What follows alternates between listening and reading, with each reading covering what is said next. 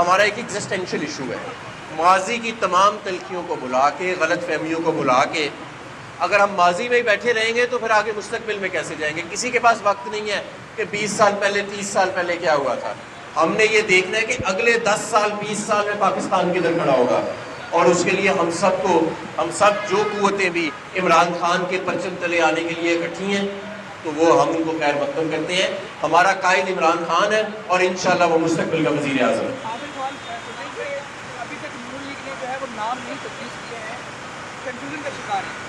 نون league کو سمجھ نہیں آ رہی کہ کوئی ایسا نام کہاں سے ڈھونڈے جو قابل احترام بھی ہو اور نون لیگ کے لیے نجم سیٹھی کی طرح جھلو بھی پھیر لے. ٹھیک ہے، اب نجم سیٹھی نے جس طرح 35 پینچر کیے تھے اس طرح کا کوئی بندہ تیار نہیں ہے آج کل کے ماحول میں، کیونکہ یہ بات بڑی آگے چلی گئی ہے. بات پولیٹیکل انجینئرنگ سے آگے چلی گئی ہے، بات 35 پنچر سے آگے چلی گئی ہے. اب کون مائی کا لال ہے جو اس وقت نون لیگ کا جیالہ بھی بنے گا اور وہ قابل احترام نام بھی ہوگا، غیر متنازع نام بھی ہوگا؟ ایسا کوئی نام میرے ذہن میں تو نہیں ہے، اس لیے انہیں نام ہی کوئی نہیں مل رہا. ٹھیک ہے، بالکل ہم بات چیت کریں گے جی ان کے ساتھ، اور البتہ کہ ہمیں بہت زیادہ شدید تحفظات ہیں. سب ایک کراچی کا جو الیکشن تھا وہ تو پیپلز پارٹی نے ایک مذاق ہی بنا لیا، ایسا جھلو پھیرا انہوں نے. لیکن میں عوام کو یہ یقین دلانا چاہتا ہوں کہ بلدیاتی الیکشنوں میں ایسا جھلو پھر جاتا ہے عموماً. عام انتخابات میں ایسا کرنے کا کوئی اندیشہ نہیں ہے. انہوں نے ضمنی انتخاب میں بھی کرنے کی کوشش کی تھی، یہ ناکام رہے. جو عمران خان کے 9 الیکشن تھے جہاں سے وہ لڑے اس میں بھی بڑی کوشش کی ہے، ناکام رہے، اور اگلے والے عام انتخابات میں بھی یہ ناکام رہیں گے. تو کوئی ایسی پریشانی والی بات نہیں ہے. یہ بلا وجہ ہی انتخاب کے میدان سے فرار نہیں اختیار کر رہے. انہیں پتہ ہے عوام فیصلہ کر چکی ہے اور ان کے سارے امیدواروں کی ضمانتیں ضبط ہو جائیں گی.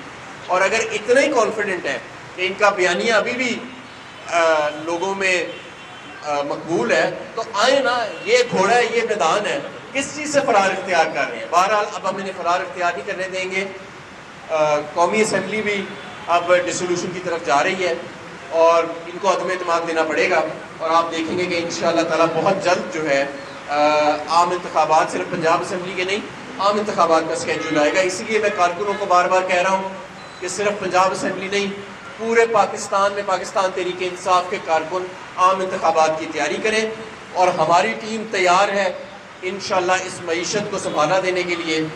فیصلے تو کرنے پڑیں گے، ہمیں بہت بڑی فیصلے سازی کرنی پڑے گی، اور 6 ماہ کے اندر وہ ریفارمز کرنے پڑیں گے جو پچھلے 10 سال میں کسی نے نہیں کیے. لیکن انشاءاللہ تعالیٰ اس ملک کو اس کے پیروں پر دوبارہ کھڑا کریں گے.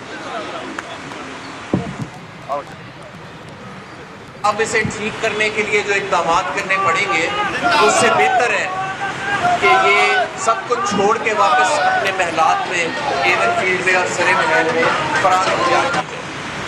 تو میں آپ کو یہ بتانا چاہتا ہوں کہ آپ کو یہ سب چھوڑنا بھی پڑے گا اور آپ کو کوئی فرار بھی اختیار نہیں کرنے دے گا جو آپ نے اس ملک کے ساتھ کیا ہے پچھلے 9 ماہ کے اندر. آج آپ معیشت کا حال دیکھیں. آئل مارکیٹنگ کمپنیز کہہ رہی ہیں کہ ہمارے پاس تیل منگانے کے پیسے نہیں. خدا نہ خواستہ تیل کی شارٹیج آ سکتی ہے، آٹے کی شارٹیج یہ پہلے لے آئے ہیں. ایک ایسے ملک میں جہاں آٹا ضرورت سے زیادہ بنتا ہے اور ہر چیز مہنگی ہوتی چلی جا رہی ہے، ہر چیز مہنگی ہوتی چلی جا رہی ہے. اور جس ڈگر پہ یہ جا رہے ہیں آپ کو پتہ ہے زر مبادلہ کے ذخائر $4 ارب سے بھی کم رہ گئے. صرف 2 ہفتے کی امپورٹ کے زر مبادلہ کے ذخائر رہ گئے، اور آپ نے ابھی مزید اربوں ڈالر کی قسطیں واپس کرنی ہے باقی سال میں. IMF کے ساتھ کشیدگی بڑھتی چلی جا رہی ہے اس نکمی حکومت کی.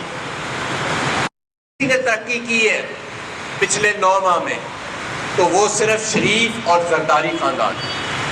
ان کے اربوں روپے کی دولت میں اضافہ ہوا اور انہوں نے 1100 ارب روپے کے اپنے کیس معاف کرائے پچھلے 9 ماہ میں. اور اس حکومت، اس ساری کی ساری جو ہماری عوام ہے، عام عوام، اس کو مہنگائی کی چکی میں پیس دیا. آج صنعتیں بند ہو رہی ہیں، آج بجلی کے بل مہنگے سے مہنگے ہوتے جا رہے ہیں، آج چیزوں کی قلت آنا شروع ہو چکی ہے. ساری دنیا پاکستان کی طرف دیکھ رہی ہے اور ہمارا دشمن ہماری طرف دیکھ کے ہنس رہا ہے. کیوں؟ یہ وہی پاکستان تھا جو 9 ماہ پہلے ترقی کر رہا تھا 6% کی رفتار سے.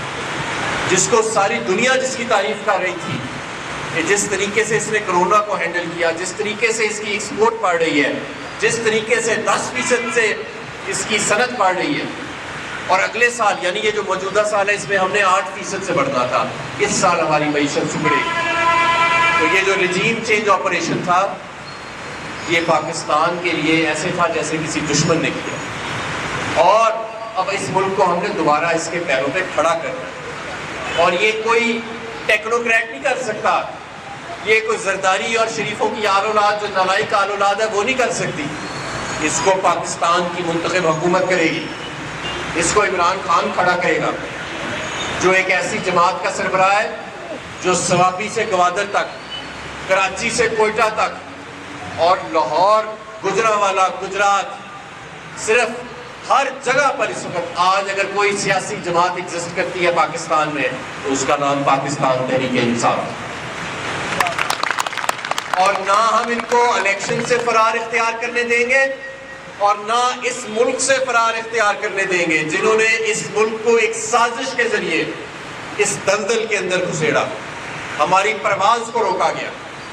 انشاءاللہ تعالیٰ ان کا بھی احتساب ہوگا، ان کے NRO2 کے ہم فیتے کر دیں گے اور اس ملک کی معیشت کو دوبارہ اس کے پیروں پر کھڑا کریں گے۔